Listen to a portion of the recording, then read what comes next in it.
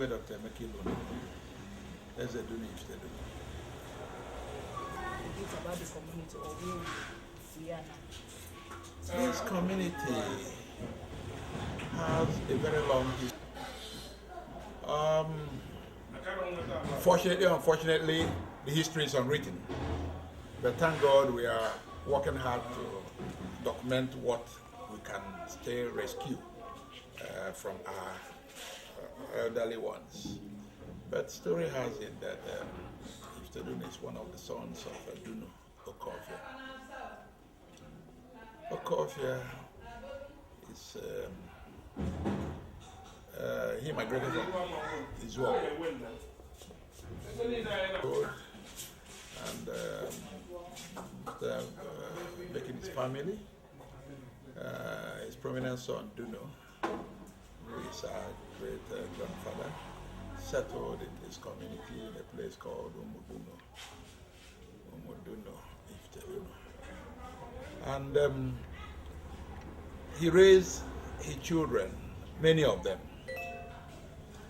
The first of which answered Ubo. Ubo, the most senior son of Dunu. Of course, in the olden days, you don't senior children the way we senior these days. These days, you can see somebody who senior the next person with less than a year or about a year. In those days, you can see somebody who senior somebody with about 3-5 years. Okay? So Bo was that big that he was the one looking after his younger brother, Ifite. And that earned Ifite the name Ifite Bo. And they continued like that and established their own homes and raised their own families. With the result that today you have Ubo as the most senior of the children of Dunu, Ifite. Now Ifite dunu, used to answer Ifite. And the second, Nachi, from who the Nachi people descended, as the third son, and the Dioka as the fourth son. These descendants are called Umudioka, and so forth. So that is the brief history of this community, Ifite dunu. Ifite was a very hard-working man.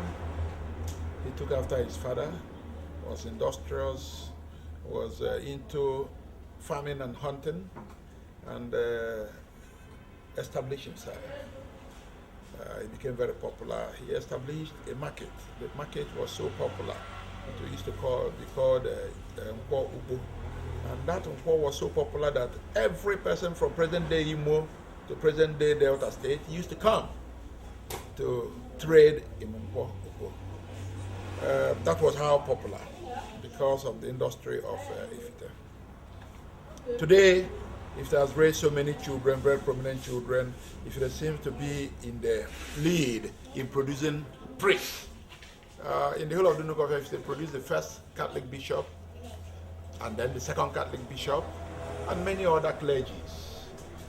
With the result that we have a lot of, in the Christianity line, it has made a mark, such a mark that is well known all over the world.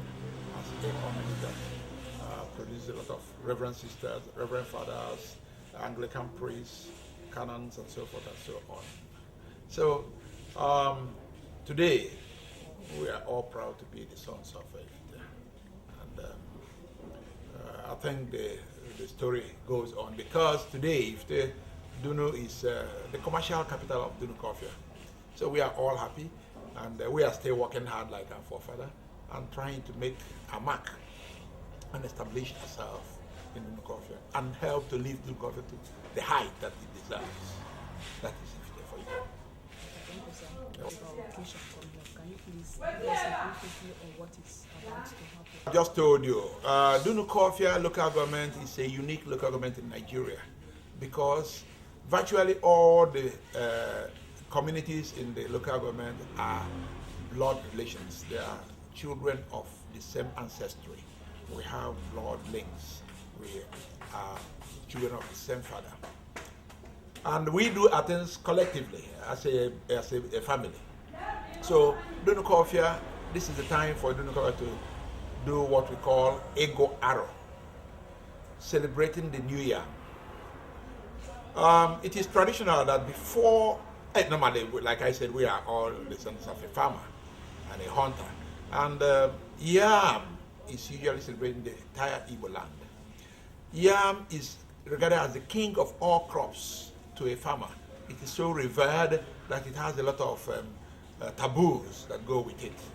With the result that you have a situation where if somebody enters another person's barn to steal yam or go to somebody's farm to steal yam from the farm, the person might even earn a death penalty.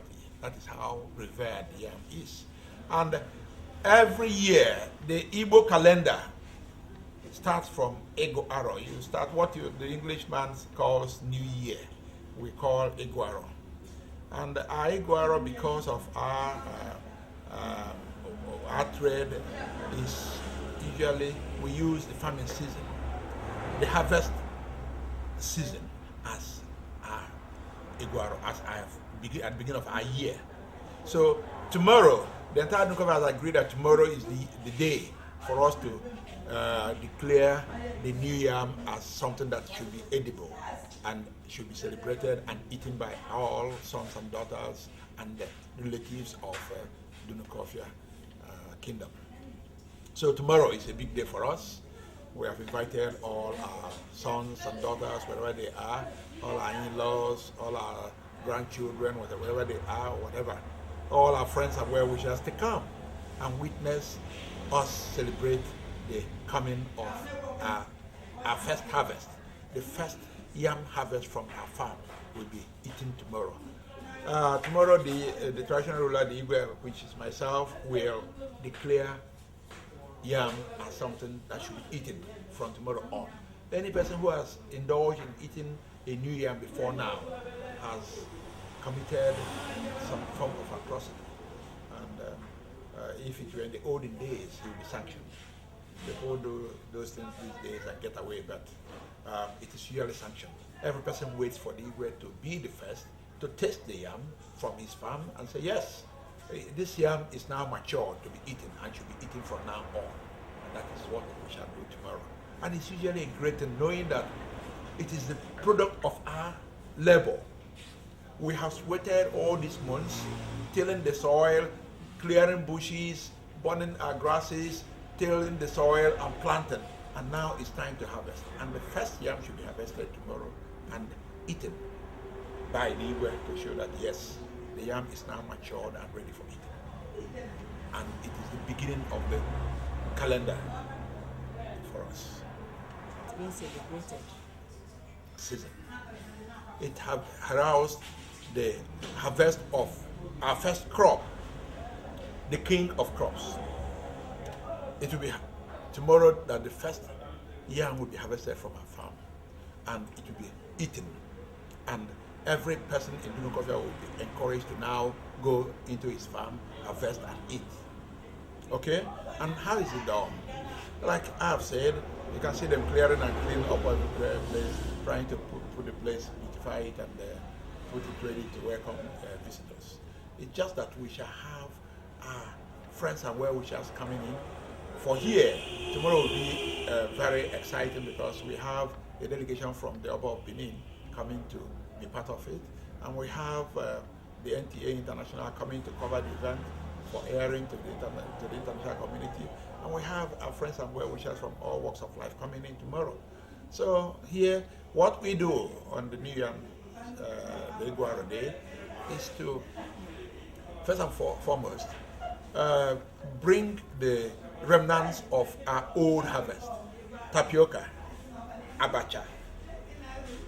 Tapioca, which has been parboiled, peeled, and then grated and dried. You normally dry it for preservation. So you now bring these dried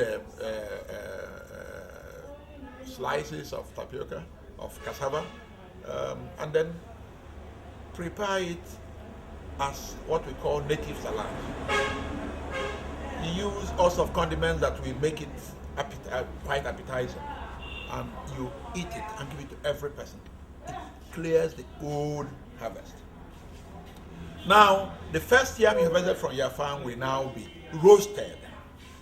Roasted. This yam will be roasted, not cooked. You will roast it until it is done. Then you get oil bean seed, some pepper, or palm oil, clear palm oil, and salt, and then you cut the roasted yam into little slices, eat out of it, and share it amongst all those that came around. And make sure that every person that came eats of this roasted yam. And that is a declaration that we can now eat a new yam.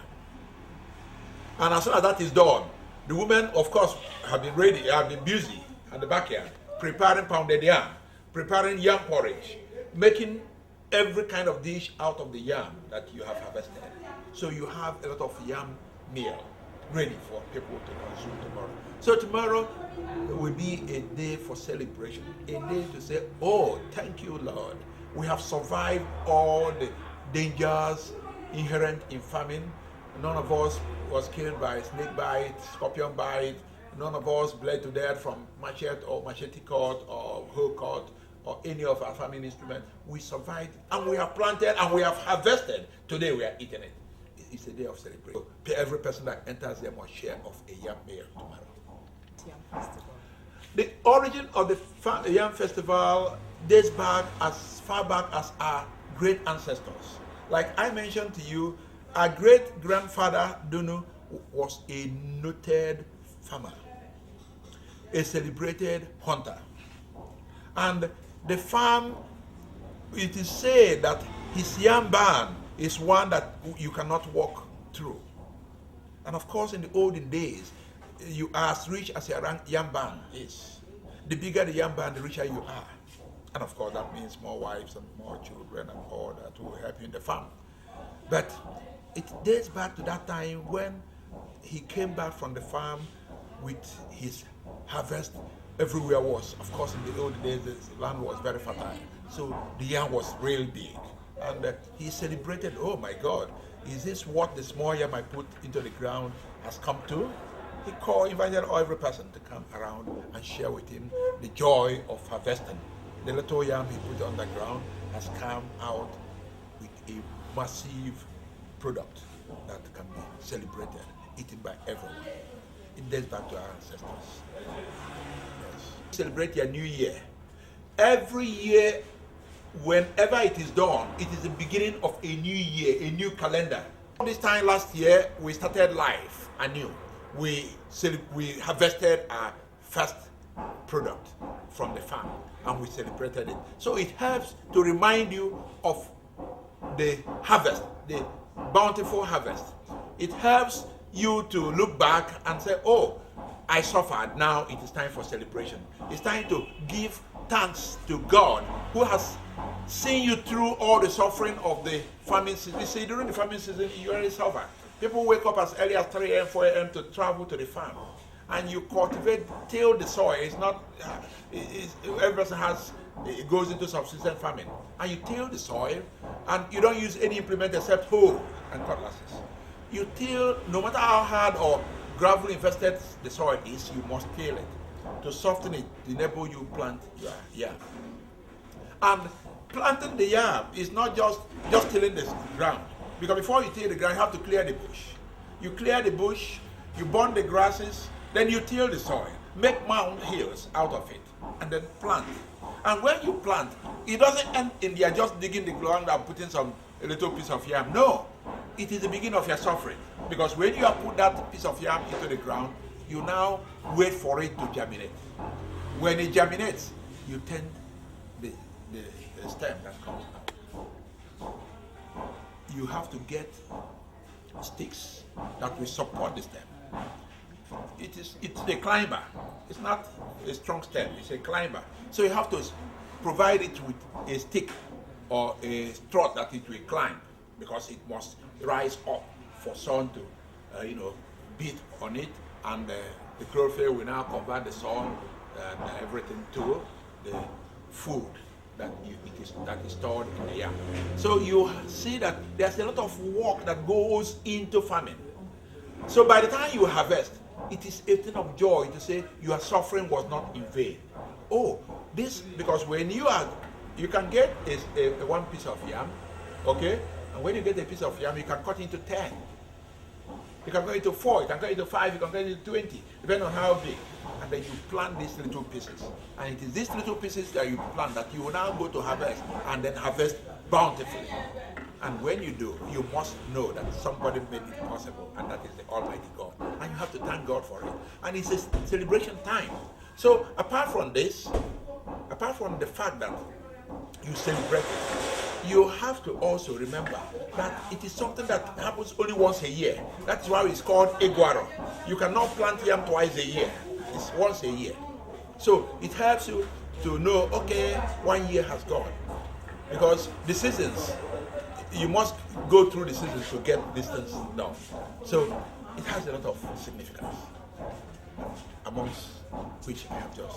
And again, that time when you celebrate the yam, like I said, you have to invite your in-laws, your grandchildren, your friends and well-wishers, your neighbors to come and celebrate with you. It enables you to bring from far and near relatives and friends, so that for once in a year you are sitting together to celebrate. And there is need for you to celebrate. So you don't see each other so frequently. So it creates an avenue for you to get to see each other and see your grandchildren. When you did it last year, probably by the time you do it next year, one of your children must have given birth or has married, or So you now, it helps you to count the number of children, to know the number, whether you are increasing or decreasing. It helps you to sit together and talk about the family and plan the progress of the community and plan the progress of your family. So it's a great opportunity it provides for everyone to sit together and talk together and plan for the family and plan for the community and plan for the next farming season. And people will come and look at your yam barn and see what you have and say, oh, this yam is good. Oh, what is the name of this yam? Can I get some seedling? It provides a lot of opportunity for interaction in the community. It's a thing of joy. It's a great festival, it's a thing of joy, it's a memorable one, it's one that no person wants to miss. Wherever you are, you try to come back to join your parents to celebrate that time. I would like to ask you a question. Why do you think that yam is being selected or picked among other crops for this festival? Beautiful. You see, when you go into the farm, I had earlier told you that you cannot plant yam twice a year. It's just once a year. 2, I told you that you cut yam into little bits and you put these little bits into the soil and it comes out big, large. Okay? So it multiplies. Thirdly, yam is so sweet and it can be put into various dishes. It's one of the best. In actual fact, what makes a man rich or small? You judge the riches of a man by the size of his bag. Unlike cassava or cocoyam, yam, when you plant yam into the soil, you can get one big yam as a result. But you might have 2 or 3, but it is usually one majority. And these ones are very enormous. And they are, that is why, because of the scarcity, see, people tend to value something that is very scarce. People tend to value things that you suffer to get. Something that is very easy, very, very common, people don't value it. So yam is one of those rare things. And it's one that needs tendering from beginning to the end. You can cut the stem of a cassava plant and put it into the soil and walk away and still come to harvest something. But if you do it to yam, you might come back and not see anything. So yam is regarded with a lot of, it's revered and respected in Igbo. Thank you. Yes, I just want to know why it is being roasted. That the one you use to declare the eating of the yam as appropriate is the one you roast. But I also say that while you are eating the roasted yam, that the women are already busy in the kitchen preparing the various dishes out of the yam. You have pounded yam, you have yam porridge, and all sorts of things. But the one that it is easier and faster and sweeter. You see, when you roast yam, What you have done is that you have not cooked, you have not removed anything from it. Everything inside the yam is intact. What you have done is to use heat to soften the yam, to cook it. Nothing has gone out. When you boil yam, you use water to boil it, and water removes the nutrients from it. So the richest yam is that which is roasted, not that which has been boiled. Whenever you boil yam, the water you use in boiling yam removes some nutrients from it. So it is not going to be as sweet as the yam that you roast, which retains every nutrient that is in it. So that is why. Thank you so much. You're welcome. As it shows that yam have names. There are different types of yam. Is there a particular yam which is being used for this yam festival, or is it any yam at all? Yam. There's even the one they call water yam. You can never bring water yam for celebration. There's what you call giabe. Giabe is smaller, usually slimmer, never grows fat, but you don't go for that. The one that is usually used is giocha, and is the one that can produce very robust, very big yam. Okay? It is sweeter, it is white. You can have yellow yam, you can have brown yam, but this one is white and usually very sweet. Very delicious to eat. So it's one that is commonly used. Of the year in which this year's festival is being expected or is being taken place? Welcome. In the entire Igbo land, some people did their own last month in August. We are doing our own in September. Some even harvest yam as early as July. You do it when you start harvesting. Remember that it helps you to declare that you have started harvesting and that people can now eat yam. So, depend on the community. For us in Dunu Coffee, we do it the first Friday after Okampo in September. So the first Okampo in September is a guide.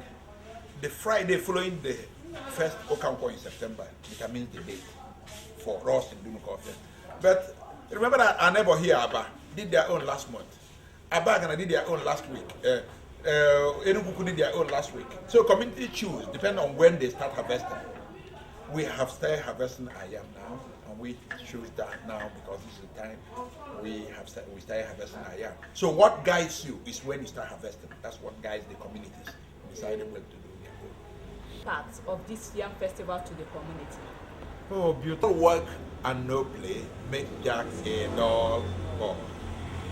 Our forefathers know the value of play. They know the value of socialization. They know the value of community relaxation, and they don't fail to capitalize on it. Yam, the new yam gives the community an opportunity for once to abandon all suffering, to abandon all hard work, and come to celebrate. It's celebration time for the community. So the relevance is that one that you see every member of the community. That's why I said no matter where you are, you long to go home because it brings every person home. And because it brings every person home, it gives you an opportunity to see people that have traveled to distant lands to go and look fed for themselves. Okay? They must come back home during the opportunity to come together and sit together and play together and eat together and relax. And that brings peace and harmony in a community. A community that is at war cannot do it. A community that is in turmoils cannot do it. But a community that is in peace, and if there is any disharmony or anything that will disorganize the community, they come together to resolve it for that time so that they will celebrate. So it's of great statement. I want to ask if there is anything expected of the communities, if there is a way they contribute for this yam festival. Awanji, already done by the first citizen of the community with traditional ruler, and the traditional ruler just tell the entire community, come and celebrate with me. Now, it is a common balance that you don't go empty-handed to the palace. When the traditional ruler invites you to come and celebrate, you must go with something. I mean, it's just natural. So it is tomorrow that people will harvest their yam and bring to the traditional ruler to say, I also harvested. This is for you. So that is a spirit of camaraderie. That tomorrow what you will see, the sight you will see here will be yam of various sizes being brought by people who are happy, people who have harvested. They will come with the fattest to, pay homage to the traditional ruler. Okay, for tomorrow. Okay, then next tomorrow, the various chiefs of the palace will go to their own domain and do the same what the Igwe did for the entire committee for their own clans. Okay, but tomorrow, like we are doing, people are co-opted from all walks of life to come and assist to make sure that tomorrow does not fail. That is a day that every person will eat and be merry, every person will be happy. So call it tomorrow Igwe's Day. Okay, and you are right. How many days? Then the next day, the new yam is celebrated by every person. Then the third day, which is the final day, is the day Anapo Enya Okoko. The day of Enya Okoko involves all your in-laws, all your grandchildren coming to you, and you will give them, parts of chicken as, to take home. So when they go home, they will show that yes, they went for this new year. Because you must kill some of this unfortunate chicken to make sure that it gives taste to the yam. Okay, so that is the situation. And this, like I say, it's the day for berry making, and berry making cannot be complete without chicken. So it is called Enyo Koko, the last day, and that is the day when all the invited guests will travel back home, and they will all go home with chicken parts and some yam. Okay.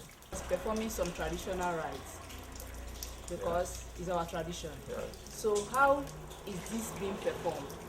No, we don't. The entire community that the yam is now ready for harvest, now for eating. So it doesn't need to go anywhere. Every person comes to pay homage here. Igwe receives them and gives them a piece of yam to eat and entertains them the much he can. It depends on the strength of the Igwe. The Igwe, if he's very rich, we provide things in abundance. There will be a lot to eat and drink. There's no unusual ceremony, nothing that takes you out. In the good old days, traditional things are done. You go to the shrine, you go and do some incantation, you go and ask from the forefathers, the gods of the land, how will it be? How are we going to do it? What do we need to do? And whatever the gods tell you to do, you do. But these days, we don't do those things anymore. So we do it as it is. What it is invite people, show them that the yam is now ready for eating, and entertain them. And they will pay homage. And that is all. Or telling us of passing more information to us, because from what we just discussion we had so far, I learned something from you. Why this yam is being roasted, not cooked. It's because all the nutrients are still intact. And they are intact. And the aroma is different. The aroma of roasted yam is different. It's so appetizing, it's so enticing that you smell it from a distance and you come near, even when you are not invited. You come and say, oh, I just came to greet you. So that when you are greeting, you're eyeing the yam, to see what the little bit will be given to you, that kind of thing. Is that the only dish that will be served on that day? No. You have pounded yam, you have fufu, 6 to 6 concrete, that is cassava, you pound cassava. You prepare, it depends on how ready you are. The important is to make every person to eat and be merry. Okay. Yes. Thank you so much, sir. Once You're again, welcome. I won't stop from thanking you for giving us the privilege, God bless you. allowing us to make use of your time. My pleasure. For a little time. My pleasure.